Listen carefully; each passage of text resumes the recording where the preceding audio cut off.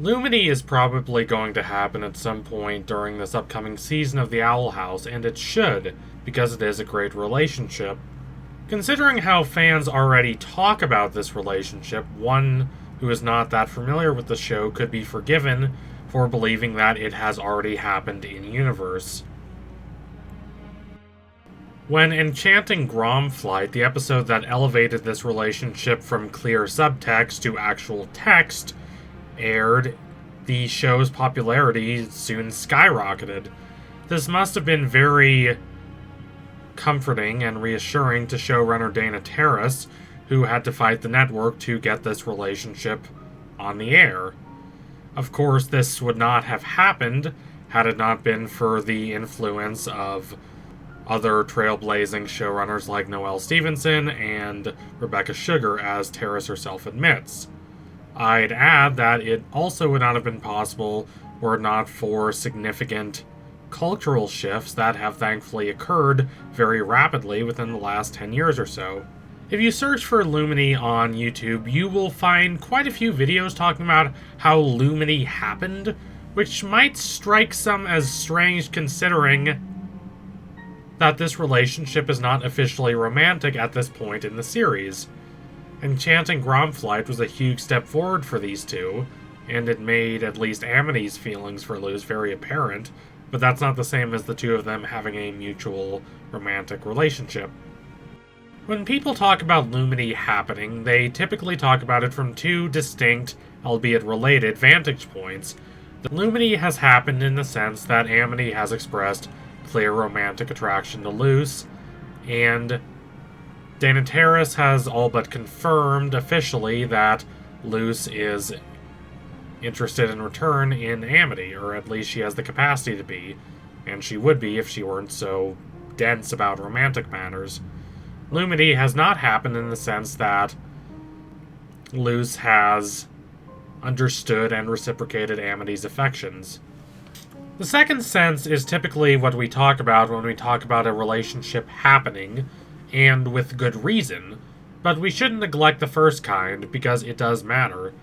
This kind of relationship is much more common in Western animated television than it used to be, thankfully. It's come to the point that a lot of the best and most buzzy Western animated shows of the last decade, from The Legend of Korra to especially Steven Universe and Adventure Time, have devoted a lot of time to developing these relationships, and with great results. They are often some of the most interesting and nuanced relationships in the respective shows. Still, Disney is different for a number of reasons. It has a distinct image. When you think of Disney, something very distinct pops into your head. This has given Disney a major advantage over its competitors as the streaming wars rage on. Paramount Plus is never going to be able to compete with Disney Plus for a simple reason. That being that streaming services are very much tied to a brand, giving you access to the films and shows released by that brand, and Disney has a very distinct brand, while Paramount simply does not. When you think of a Disney movie, a bunch of things pop into your mind. When you think of a Paramount movie, probably you're drawing a blank unless you're a major film buff. Evolving such a large and monumental brand, even in a minor way, like allowing a relationship like this, is a really big deal. Whether Disney's reticence comes from social conservatism or just the desire to make as much money as possible is debatable. I think it is the latter, and I'm not saying that to defend Disney.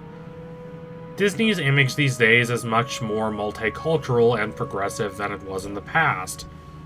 Which is good, but we should not think it's doing this for moral reasons. It's doing this because, in an increasingly globalized market, that makes the most sense. And indeed, Disney has been claiming an increasing share of that market over the last 10-20 years.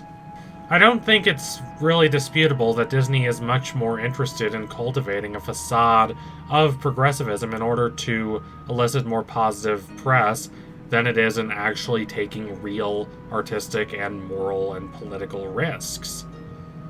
risks of any kind that might threaten their profit margins.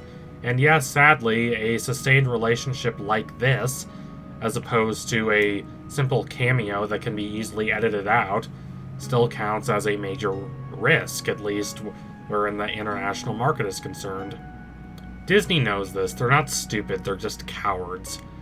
Lindsay Ellis has a brilliant video on the shortcomings of woke Disney that I think y'all should check out if you haven't already.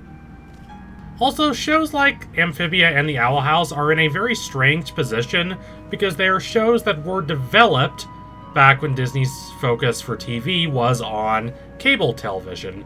But the game has changed, and Disney has sensed where the money is going and flocked more toward producing shows purely for Disney+. By complete chance, when I was searching just for Disney on Google, I happened to come across a Bloomberg article talking about how Disney is planning to shutter like 100 of its cable channels around the world. That's how committed Disney is to this shift to streaming. And because Disney has become so focused on streaming, and because shows like this still suffer from contractual obligations to cable providers, these shows have become basically superfluous to Disney. They're baggage from a financial standpoint, as hard as it may be for us to swallow that because, again, these shows are really good. Yes, Disney does eventually play seasons of these shows on Disney+, but not until the season has already finished airing, thus limiting the number of people who are coming back to the show week after week. These shows, for the most part, are stranded on the Disney Channel, which is unfortunate because especially the younger audiences are going more and more towards streaming these days. So the potential audience for shows like Amphibia and the Owl House is quite small. Now, I would really like to think that being on the margins of the Disney sphere would allow shows like this to experiment more, as there's less of a risk to such experimentation, but as the whole Amphibia debacle with True Colors has proved, shows like Amphibia and the Owl House suffer all the liabilities and annoyances that come from being attached to a major corporation like Disney while reaping absolutely none of the benefits. So considering this climate, the fact that Terrace & Co. were able to create such a beautiful relationship like this is nothing short of impressive. Absolutely kudos to them. They deserve all the credit they have gotten and a lot more, to be honest. And it is quite a beautiful relationship. Even if it were not as groundbreaking as it is one of the two emotional pillars of the Owl House, the other being Luz's mentor-student relationship with Ida. Now, I've grown quite tired of cheap cliches of the "you complete me" sort, but a relationship with two people, one of whom is strong in an area, the other of whom is weak in an area, and they end up balancing each other out, two people who complement each other's personalities and strengths and make up for each other's weaknesses, two people who are quite different from each other, but in a way that is very cooperative. This is never a bad thing. Luz is excitable and spontaneous, and she's absolutely not ashamed of anything. And there's a kind of cool to that, a kind of nerdy cool, but cool nonetheless. It's effortless, it's sprezzatura. There's no artifice with Luz. She doesn't present herself as anything other than the person she actually is, and she doesn't see any real reason to act otherwise. Amity could use a bit more of that. Luz gives her confidence and optimism, and a belief that yes, you can overcome those who have doubted you and those who are trying to restrict you. That said, Luz is not perfect. She is far too reactive and far too spontaneous. She makes quick decisions without considering the impact that those decisions will have on not only herself, but also those around her, Amity included. While we might dismiss those who keep punishing Luz for minor infractions, Luz is kind of a problem, kind of a troublemaker, kind of someone who acts too much and doesn't think enough. That's not a bad thing, though, when you have someone like Amity there who can kind of push Luz into becoming more mature and more thoughtful. They can succeed if they have the opportunity to trust each other, and I believe the show will continue to really give them that opportunity. So thank you all for watching. If you liked what you saw today, don't forget to like, comment, and subscribe. Donate to my Patreon if you can and you want to see more videos like this. Keep watching The Owl House. I can't wait for Season 2. It's quite annoying to have to build up an audience for an entirely different show. But it's a process I've gone through a couple times before, so it probably will not be that big of a problem. The last time I did this was with Amphibia, and it took a while for those videos to really find an audience.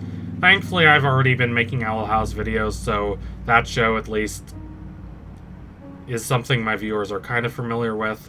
So fingers crossed that my Owl House videos will do well. I'll try to make them as good as I can. And I'm really interested to see what they do with in terms of Lumity going forward. Anyway, tune in soon for my next analysis. It will be coming soon. Promise you that. Thank you all again. Adios, comrades.